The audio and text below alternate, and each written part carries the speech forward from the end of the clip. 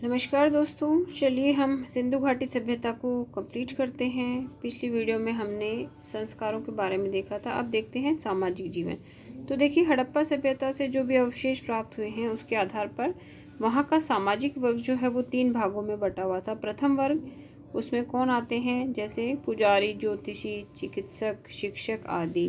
दूसरा योद्धा वर्ग था, जिसमें लड़ाई झगड़े करने वाले, ठीक है, युद्ध करने वाले, अस्त्र शस्त्र रखने वाले योद्धा वर्ग आता था। तीसरा है व्यापारी वर्ग, जिसमें शिल्पकार, दुकानदार, व्यापारी आते हैं। और चौथा वर्ग आता है सेवक वर्ग, जिसमें श्रमिक, गृह सेवक आदि आते थे।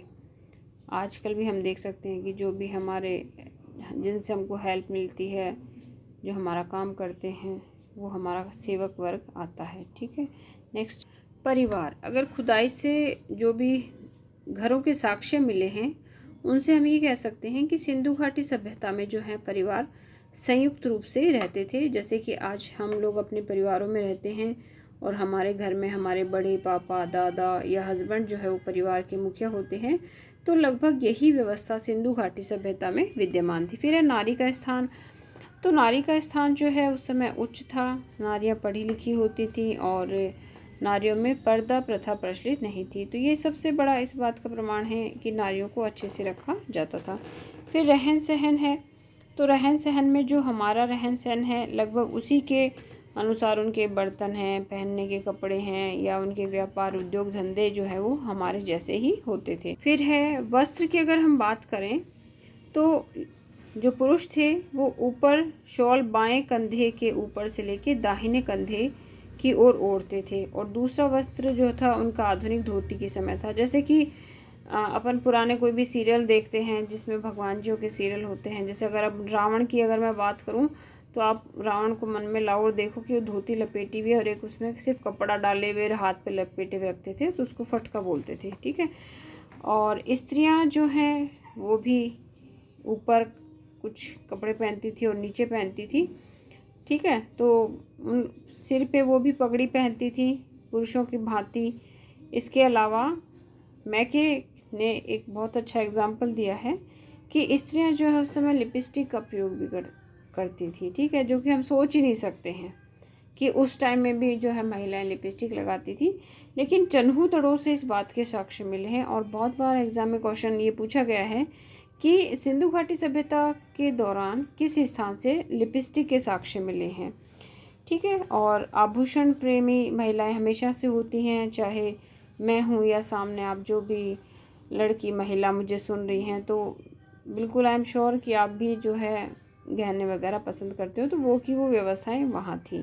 करें खान पान की, तो खान पान में यही चावल, दाल, रोटी, सब्जी, गाय भैंस का दूध, घी, ये सब चीज़ें जो है वो लोग भी यूज़ करते थे और हम करते हैं। फिर है आमोद प्रमोद।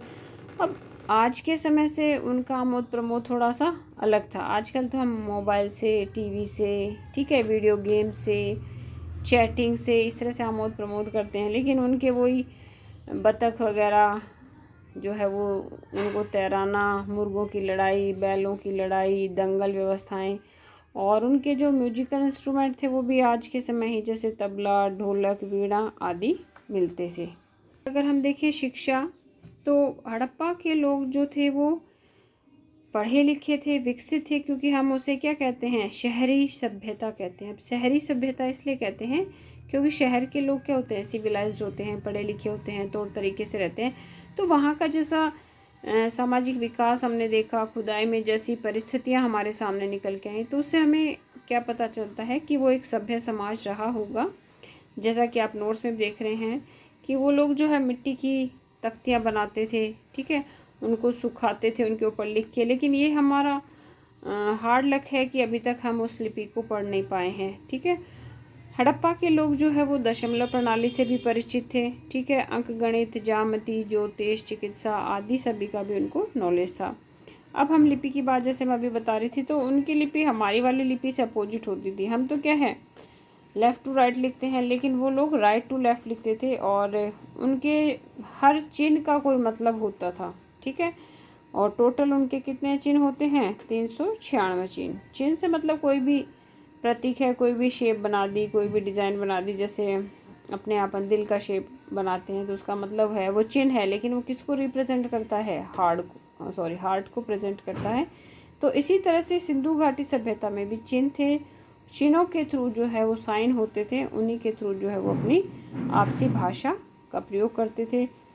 और ये जो उनकी जो लिखाई है राइट टू लेफ्ट, इसको क्या कहते हैं? ब्रुष्टोफेदन कहा जाता है। अब हम देखते हैं ब्रुष्टोफेदन। देखिए मैं आपको बता रही थी जो फिर कला की अगर हम बात करें तो वहाँ पे धातुओं से किसी भी प्रकार के कोई भी औजार बनाना, गहने बनाना, चूड़ियाँ बनाना, कपड़े बनाना, मिट्टी के बर्तन बनाना, पोइट्री बनाना, तो इस तरह की सब चीज़ें जो हैं वो खुदाई से मिली हैं। ठीक है, तो इसका मतलब क्या है कि उन लोगों को ये चीज़ें बनानी आती थी और वो लोग जो है इस चीज़ का काम में लेते थे। तांबे के भी खिलौने मिले हैं, पीतल के मिले हैं। ठीक है, तो जैसे कि मैं कुछ एग्जांपल आपको बता दूं, मोहनजोदड़ो से कुबड़दार बैल मिला है जो खिलौना है और एक तांबे का बना। फिर तांबे व पीतल के कुत्ते के खिलौने मिले हैं। चन्हूदड़ो से पीतल का एक बतख प्राप्त हुआ है और तांबे के कलश में रखा हुआ पीतल निर्मित बकरे का खिलौना प्राप्त हुआ है।